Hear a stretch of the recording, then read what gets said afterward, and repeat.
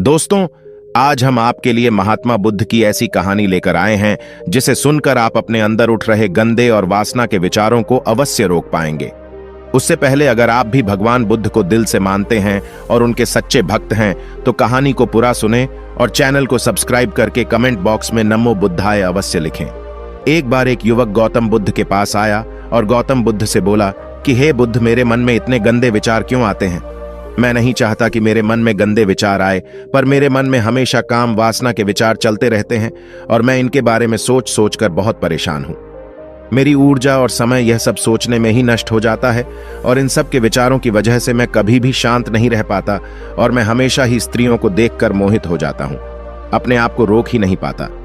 बुद्ध मुस्कुराए और उन्होंने उस युवक से पूछा, क्या तुम्हें पता है यह काम वासना होती क्या है? फिर उसने ने उत्तर दिया और कहा, बुद्ध, मैं यह तो नहीं जानता कि काम वासना होती क्या है, पर हां, ये जो भी है बहुत बुरी चीज है। फिर बुद्ध ने उस युवक से कहा कि सबसे पहले तो तुम्हें यह समझना है कि प्राकृतिक रूप से जो भी चीज हमारे अंदर है वह बुरी नहीं है। हमारे जीवन में उसकी कुछ ना कुछ जरूरत है। वासना कोई बुरी बात नहीं है।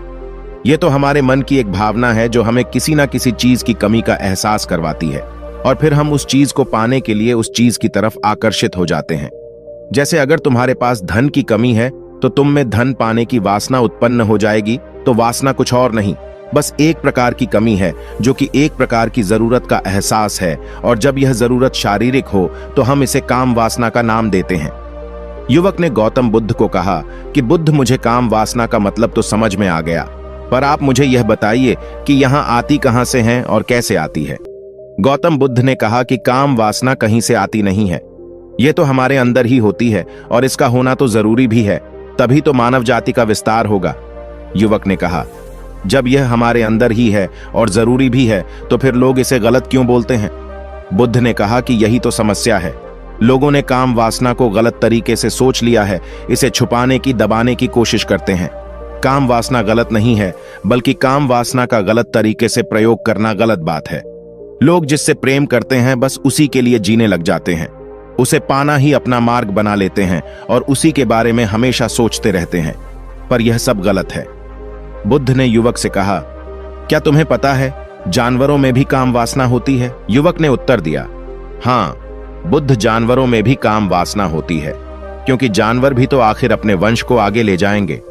बुद्ध ने कहा, तो फिर हम जानवरों के काम वासना को गलत क्यों नहीं कहते? युवक ने कहा, मुझे नहीं पता महात्मा, आप ही मुझे बताइए। गौतम बुद्ध ने कहा कि जानवर अपनी काम वासना का प्रयोग आनंद प्राप्ति के लिए नहीं करते, वह तो सिर्फ संतान उत्पत्ति करने के लिए काम वासना का उपयोग करते हैं। जानवरों को प्रकृति ने इतनी समझ नहीं दी कि वह काम वासना को अपने सुख का आधार बना सके। मनुष्य अपनी समझ के बलबूते पर प्रकृति में पाई जाने वाली प्रत्येक वस्तु को अपने सुख के लिए प्रयोग करता है। हम इंसानों ने ही काम वासना को अपने सुख का साधन बना लिया है, जबकि प्रकृति ने तो हमें अपने वंश को आगे अग्रसर करने के लिए दिया था, लेकिन इंसानों ने इसे अपने जीवन का परम लक्ष्य बना रखा है और इस तरह से काम वासना का आ जाना गलत है। युवक ने पूछा, महात्मा जी, ये काम वासना हम पर हावी क्यों होती है? क्यों यह हमेशा क्यों आ जाती है? तब गौतम बुद्ध ने कहा कि सुनो, अब जो मैं तुम्हें बताऊंगा उसे तुम ध्यानपूर्वक सुनना।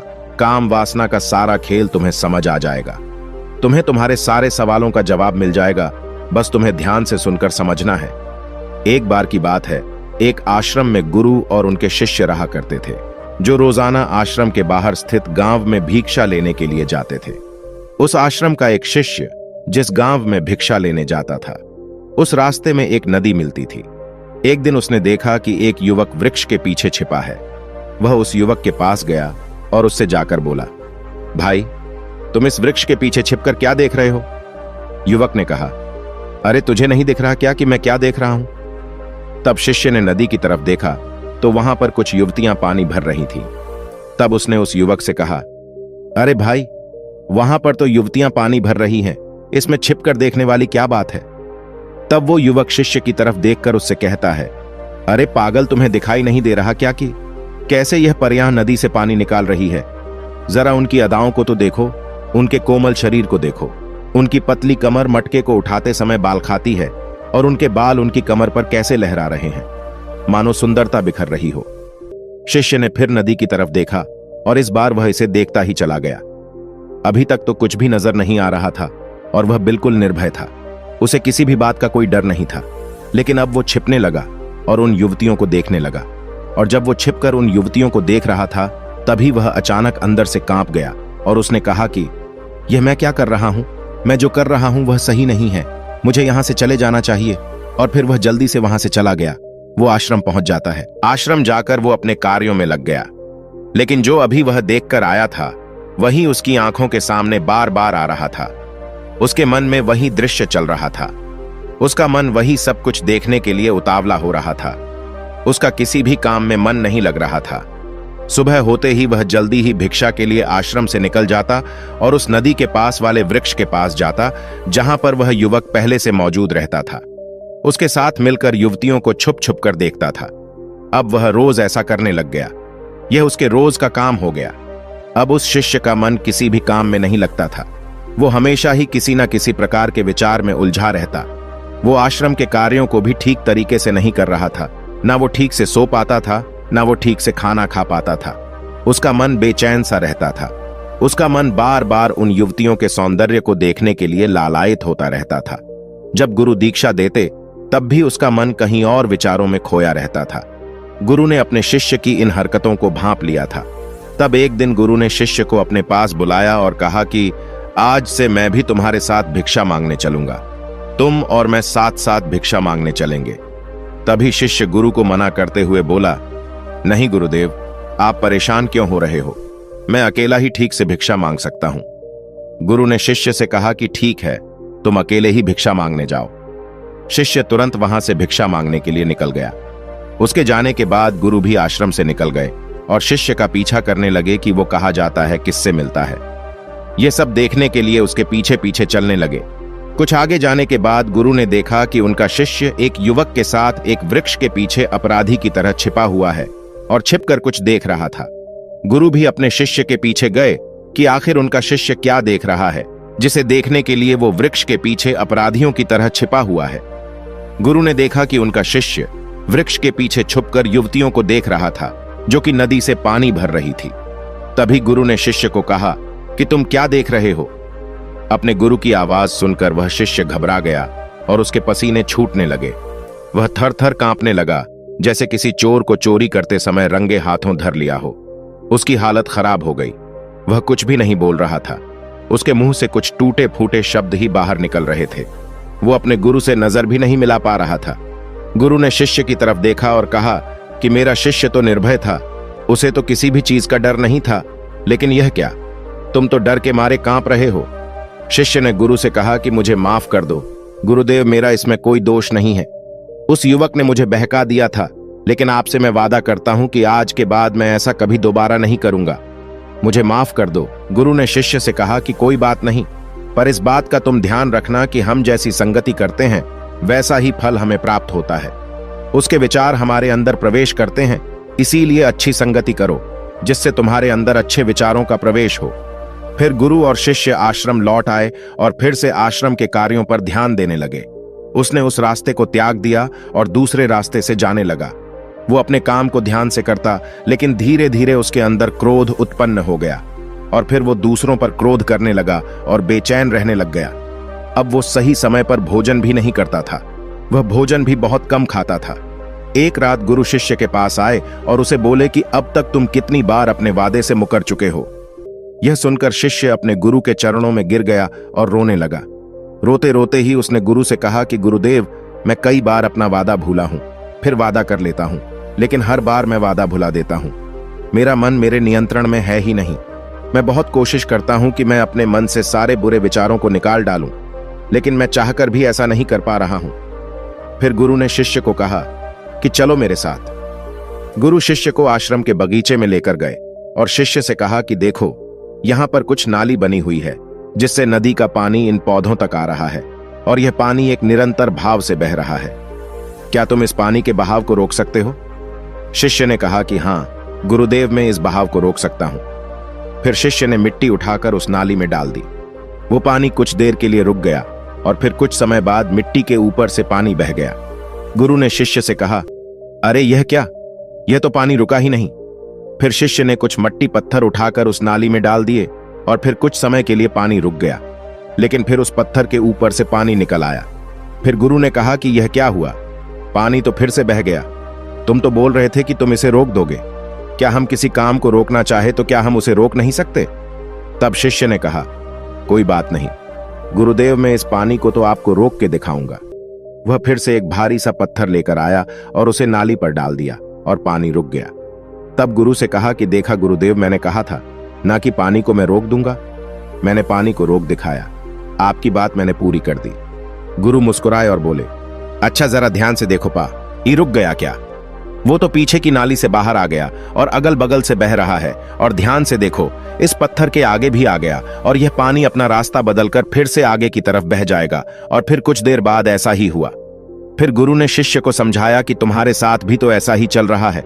तुम बार बार प्रयास कर रहे हो, पर हर बार तुम्हारा प्रयास टूट रहा है और यह हमेशा टूटता ही रहेगा। तुम कितना भी मिट्टी पत्थर रख लो, लेकिन पानी तो अपना रास्ता बना ही लेगा। यह सब देखकर शिष्य ने गुरु से कहा कि हे गुरुदेव, क्या कोई तरीका नहीं है जिससे मैं गंदे विचारों से बाहर निकल सकूं और यह मेरे मन में आए ही नहीं?